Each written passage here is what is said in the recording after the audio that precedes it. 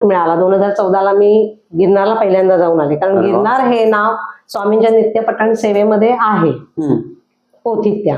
अच्छा.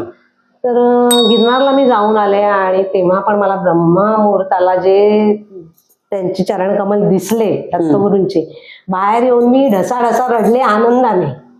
अच्छा. इतका मला खूप आनंद झाला. आणि तेव्हा मात्र खरंच काय घडलं होतं तिथे?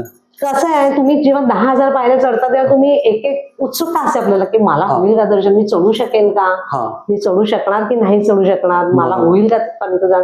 आणि ते बघितल्यानंतर मी अवाक झाले. इतक्या सगळ्यांनी मला सांगितलेले आमचा नमस्कार सांग, आमचा नमस्कार सांग. मी काहीच केलं तर मी नुसती ते चरण कमल बघितले आणि मला खूप खूप म्हणजे खूप आनंद, मी तुम्हाला नाही शब्दात सांगू शकणार. मी बाहेर आल्यानंतर मी लिटरली पायरीवर बसून ढसाढसा रडलेच. भाग्य लागतं.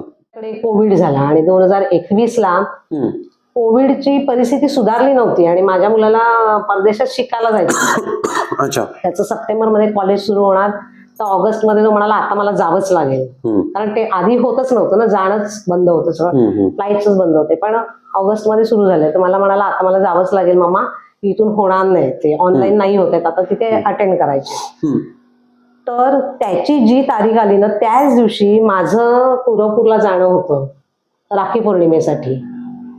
माझे मिस्टर माझ्यावर भडकले, तू कॅन्सल कर जायचं, तू जाणार, तू आता किती दिवस आपल्याला भेटणार नाही आणि तू त्याला सोडायला नाही येणार.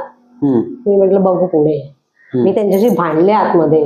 मी म्हटलं माझी परीक्षा बघताय ना, मी श्रीपादांनाच राखी बांधायला जाणार, माझ्या मुलाची जबाबदारी तुमच्यावर आहे, तुम्ही बघून घ्या काय करायचं.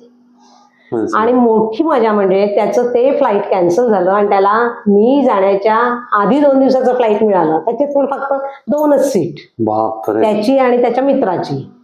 ते चार्टर होतं स्टुडंटचं सगळ्या, त्यामुळे तो त्याच्यातून गेला. मी निर्विवादपणे जाऊन राखी पौर्णिमा साजरी करून आले तुळजापूरला.